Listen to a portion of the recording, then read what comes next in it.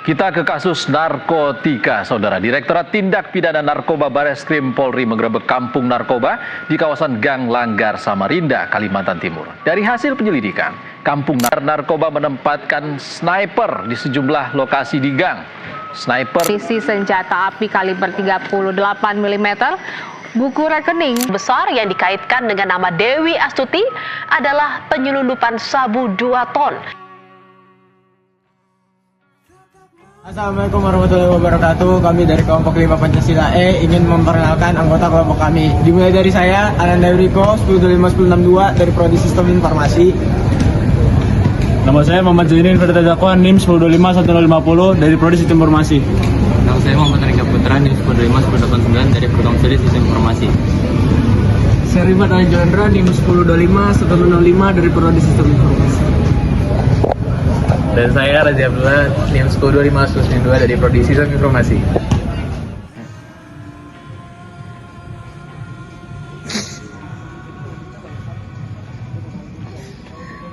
Indonesia darurat narkoba. Data BNN 2024 menyatakan 3,6 juta jiwa di Indonesia terindikasi menggunakan narkoba. Usia produktif seperti mahasiswa menjadi sasarannya. Kemudian, bagaimana sila pertama dan kedua Pancasila menjadi benteng moral? Mari kita bahas. Penyalahgunaan narkoba di kalangan mahasiswa meningkat signifikan. Narkoba jenis terbaru disamarkan dalam berbagai bentuk, seperti rokok elektrik dan permen. Tekanan akademik, krisis identitas, dan pergaulan menjadi salah satu pemicunya. Ini bukan sekedar pelanggaran hukum, tetapi bertentangan dengan nilai fundamental Pancasila.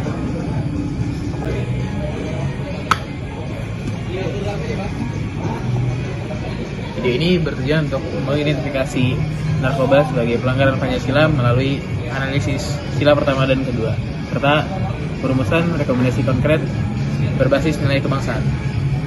Data-data diperoleh dari metode kualitatif, data dari BNN dan juga data dari UU. Serta kami juga melakukan wawancara untuk 2 mahasiswa dan 2 masyarakat. Dalam sila pertama menegaskan, akal dan tubuh adalah amanah Tuhan. Narkoba merusak tubuh, menghilangkan kesadaran, dan mengganggu kemampuan beribadah. Dalam perspektif agama manapun, merusak diri adalah pelanggaran etika serius.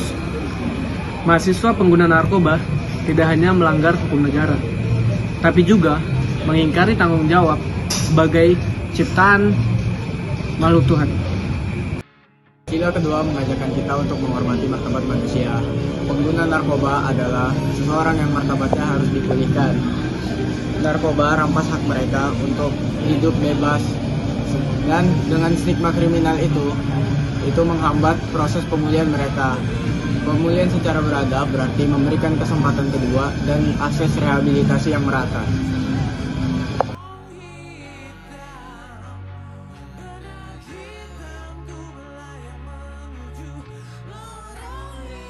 Buat penyalahgunaan narkoba sendiri untuk mahasiswa pastinya membuat citra dari mahasiswa itu sendiri jadi buruk, karena mahasiswa sendiri itu kan sebagian dari generasi yang baru, jadinya juga memakai narkoba itu membawa dampak yang sangat buruk lah, dari bisa ikut ke akademik, hubungan sosial, dan masa depan orang itu sendiri.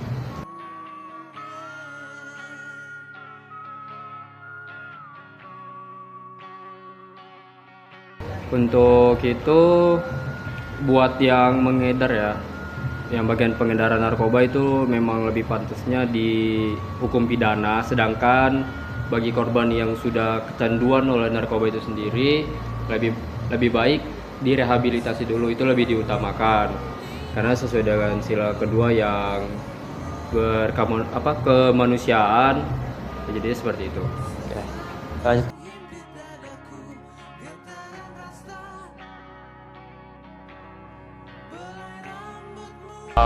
Menurut saya sih kalau untuk narkoba ya, itu kalau kita menyalahgunakan sih ya otomatis sih itu kita jelas salah dong secara hukum kan.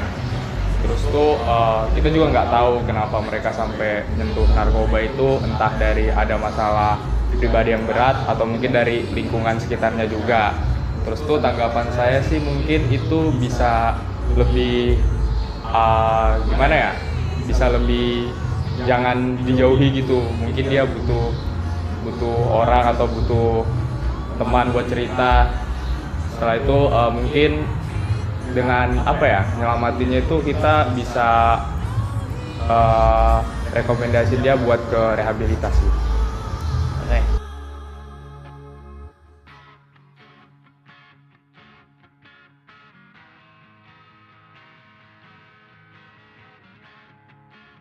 Narkoba ya, penyalahgunaan narkoba itu menurut saya sangat memprihatinkan ya, karena dampak negatif dari barang tersebut sangat tidak baik bagi kesehatan masa depan, apalagi untuk generasi muda nanti.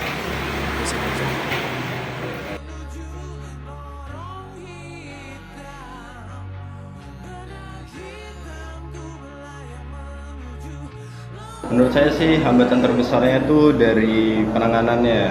Dari masyarakat sendiri menurut saya itu masih kurangnya mengerti tentang rehabilitas untuk masyarakat yang mantan narkoba ini. Jadi menurut saya sih ini hambatan terbesar itu dari penanganan rehabilitas mereka. Jadinya mereka itu tidak dapat atau mungkin terlambat dalam menangani hal-hal seperti ini. Oke. Berdasarkan hasil analisis dan wawancara yang kami lakukan, kami bisa memberikan beberapa rekomendasi. Yang pertama, meningkatkan edukasi tentang bahaya narkoba sejak dini, bisa mulai sekolah, kampus, maupun dari lingkungan sekitar. Yang kedua, memperkuat peran keluarga dan lingkungan sekitar agar lebih peduli kepada orang agar bisa mencegah terjadinya penggunaan narkoba itu. Nah, jadi narkoba adalah ancamannya nyata, tapi dengan adanya Pancasila, kita punya petunjuk untuk tetap memberikan martabat bangsa kita. Mari kita ciptakan lingkungan kampus yang bebas dari narkoba. Sekian dari kelompok kami, terima kasih telah menyaksikan. Bebas narkoba, salam olahraga.